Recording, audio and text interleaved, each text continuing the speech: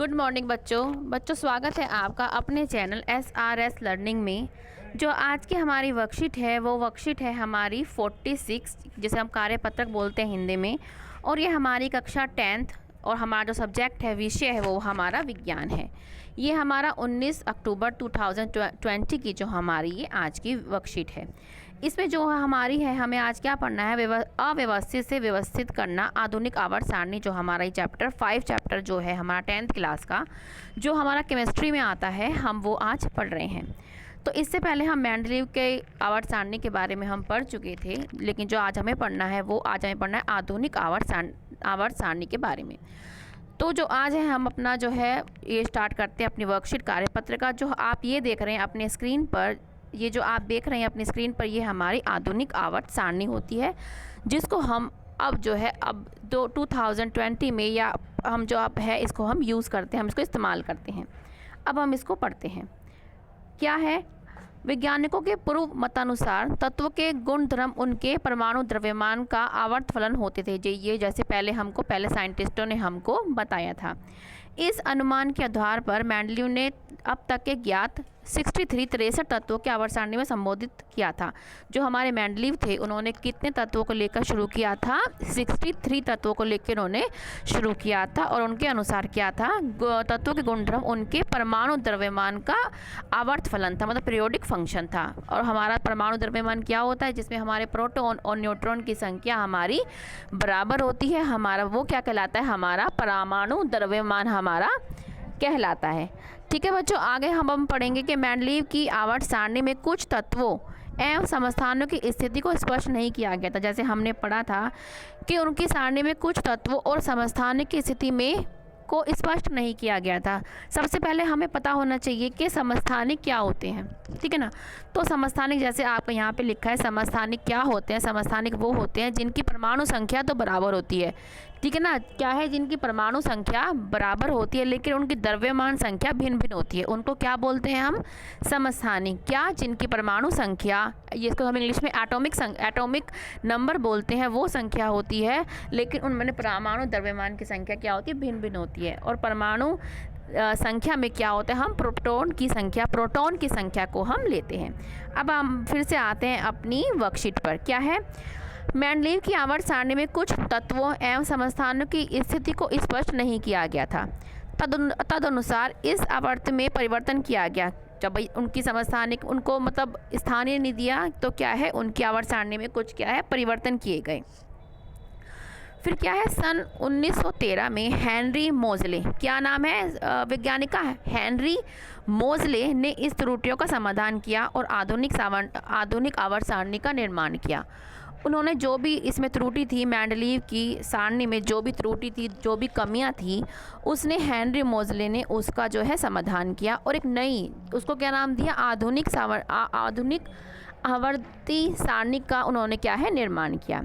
अब क्या है? आधुनिक आवर्त सारणी नियम के आधार पर जो इस प्रकार मतलब किया गया है, क्या है? तत्वों के गुणधर्म उनकी परमाणु संख्या का आवर्त फलन होंगे। तो जो हम अब मानते हैं, हम जो अब अपनी जो हमारी पीरियोडिक वो है, टेबल है, आवर्त सारणी है, उसमें हम क्या मानते हैं कि तत्वों के गुणधर्म उनकी परमाणु संख्या का आवर्त फलन होंगे। किसका संख्या का आवर्त फलन होगा? परमाणु संख्या। और परमाणु संख्या अभी बताइए, परमाणु संख्या में क्या होता है? प्रोटॉन की संख्या भी इक्वल होती है। वो क्या होती है? ये एक एक करके बढ़ती है। परमाणु संख्या जैसे 1 बढ़ गई किसी तत्व की, फिर 2 बढ़ गई, ऐसे बढ़ती है ये, ठीक है। इसके बाद हम क्या पढ़ रहे हैं कि परमाणु संख्या से हमें परमाणु के नाभिक में स्थित प्रोटॉनों की संख्या का पता चलता है। जैसे मैंने आपको बताया कि परमाणु संख्या में हमें क्या होता है? परमाणु संख्या के वो बराबर होती है। वह एक तत्व से दूसरे तत्व तक बढ़ने पर इस संख्या में एक ही बढ़ोतरी होती है। अभी मैंने क्या बताया? जैसे मैं एक एलिमेंट से, जैसे मेरा ए एलिमेंट है, बी है, सी है, अगर मैं एक एलिमेंट से बी पर जाऊंगी तो इसमें सिर्फ एक ही नंबर जो है बढ़ेगा, ज़्यादा नहीं बढ़ेगा। एक के बाद, जैसे 1 के बाद 2 आएगा, 2 के बाद 3 आएगा, ऐसे ही बढ़ेंगे। लेकिन ऐसा जो था हमारे परमाणु द्रव्यमान में हमारा ऐसा नहीं था। उसमें 20 भी बढ़ रहा था, उसमें हमारा किसी में हमारा 40 भी बढ़ रहा था, ठीक है। तो क्या है? दोबारा पढ़ने पर क्या है? परमाणु संख्या में से हमें परमाणु के नाभिक में स्थित प्रोटॉनों की संख्या का पता चलता है। एक तत्व से दूसरे तक बढ़ने पर संख्या कितनी बढ़ोतरी होती है? सिर्फ एक की ही बढ़ोतरी होती है। तत्वों को उनकी परमाणु संख्या, जिसको हम किससे डिनोट करते हैं? जेड से। किससे डिनोट करते हैं हम? जेड से। तत्वों की उनकी परमाणु संख्या के आरोही क्रम मतलब होता है इंक्रीजिंग ऑर्डर, जैसे 1 2 3 ऐसी इंक्रीजिंग ऑर्डर में लगाना, इसको हम ऐसे भी दिखाते हैं। क्रम में व्यवस्थित करने पर जो वर्गीकरण प्राप्त होता है उसे हम क्या बोलते हैं? आधुनिक आवर्ती सारणी। क्या बोलते हैं हम? आधुनिक आवर्ती सारणी। जब हम किसी तत्व को हम क्या करते हैं? परमाणु संख्या के आरोही क्रम में जब हम व्यवस्थित करते हैं, जब हम लगाते हैं, तो हमें क्या प्राप्त होती है? आधुनिक आवर्ती सारणी। और ये जो आपकी डेफिनेशन लिखी है ये किसकी लिखी है? ये समस्थानिक की लिखी है कि तत्व जिनकी परमाणु संख्या समान होती है, मतलब बराबर होती है, परंतु परमाणु द्रव्यमान भिन्न भिन्न होता है, उसे हम क्या बोलते हैं? समस्थानिक। तो ये आज हमारी छोटी सी जो है आज हमारी वर्कशीट है। अब हम इसके क्वेश्चंस ले लेते हैं। क्या है?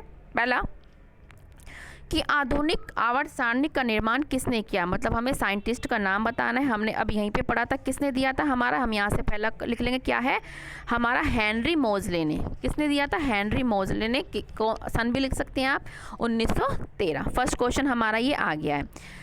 दूसरा क्वेश्चन है कि आधुनिक आवर्तक नियम क्या है? क्या है हमारा दूसरा नियम? हमारा जो आवर्त नियम है क्या लिख लेंगे हम? यहाँ से लिख लेंगे। क्या? कि तत्वों के गुणधर्म उनकी संख्या, उनकी परमाणु संख्या का आवर्त फलन होता है। दूसरा क्वेश्चन हम यहाँ से लिख लेंगे, जिसको मैं आपको समझा चुकी हूँ। नेक्स्ट क्वेश्चन क्या है आपका? कि मेंडलीव की आवर्त सारणी की 3 त्रुटियों का समाधान आधुनिक आवर्त सारणी में किया गया था। ये त्रुटियां और समस्याएं क्या थीं? अब हमें लिखना है कि ये जो त्रुटियां मेंडलीव ने हमें दी थी वो हमारी त्रुटियां की थी। ये हमने लास्ट जो हमारी वर्कशीट में हमने पढ़ा था। आपके लिए ये जो मैंने यहाँ से आप लिख सकते हैं, इसकी त्रुटियां, मेंडलीव की त्रुटियां जो हमारी थी, सीमाएं जिसे हम कहते हैं, त्रुटियाँ जिसे हम कहते हैं, वो ये वाली थी। आप यहाँ से देखकर इसको लिख सकते हैं। फर्स्ट त्रुटि और इसकी सेकंड और थर्ड। ठीक है। अब हमारा नेक्स्ट क्वेश्चन क्या आता है? टिप्पणी कीजिए। अब हमें टिप्पणी करनी है, कमेंट कर लिखने हैं अपने। क्या है कि आवर्त सारणी, मतलब आधुनिक आवर्त सारणी में समस्थानिक किस स्थिति, अब हमें जो हमारी आवर्त सारणी है नई वाली, उसमें समस्थानिक की हमें स्थिति बतानी। इसका क्वेश्चन मैंने आपके लिख रखा है। आपका क्वेश्चन ये वाला है। पहले मैंने वो वाला लिख दिया, लेकिन ये वाला आपका है फर्स्ट वाला कि समस्थानिक में परमाणु की संख्या बराबर होती है। जैसे आपको अभी बताया है कि परमाणु की संख्या बराबर होती आते हैं। आधुनिक आवर्त सारणी नियम के अनुसार इन्हें आवर्त सारणी में एक ही स्थान दिया जाएगा। जैसे हमने स्थान दिए थे तो उनको एक ही स्थान पर रखा जाएगा, क्योंकि जो नई हमारी जो आधुनिक आवर्त सारणी है वो किस पे डिपेंड करती है? वो किसके अनुसार बनाई गई है? परमाणु संख्या के ऊपर वो बनाई गई है। तो आपका क्वेश्चन आप यहाँ से इसको लिख लेंगे। ये फोर्थ क्वेश्चन क्या है? बी एक फर्स्ट पार्ट है। क्या है फोर्थ क्वेश्चन का? ए पार्ट। अब हमारा क्या है फोर्थ क्वेश्चन का बी पार्ट? क्या है हमारा? कि यहाँ कोबाल्ट व निकिल के स्थान कैसे निर्धारित किए गए? ठीक है ना, कैसे निर्धारित किए गए? आपका बी क्वेश्चन का, आपका फोर्थ क्वेश्चन का बी आंसर ये रहा। क्या? कि आधुनिक आवर्त सारणी परमाणु संख्या पर आधारित है। जैसे कि आपको बार बार ये इसी पे डिपेंड है आज के वर्कशीट कि कोबाल्ट और निकल की परमाणु संख्या क्रमशः 27 और 28 है। क्या है? 27 और 28 है। इसलिए आधुनिक आवर्त सारणी में कोबाल्ट पहले आएगा निकल से। क्यों? क्योंकि हमारी जो है ये परमाणु संख्या पे आधारित है। और परमाणु संख्या कैसे बढ़ता है? पहले एक बढ़ता है, फिर 2 बढ़ता है। जैसे 27 के बाद 28 आ रहा, तो कितना बढ़ा? ये 1 बढ़ा। ठीक है ना। तो ये हमारे जो आप ये क्वेश्चन यहाँ से अपने लिख सकते हैं।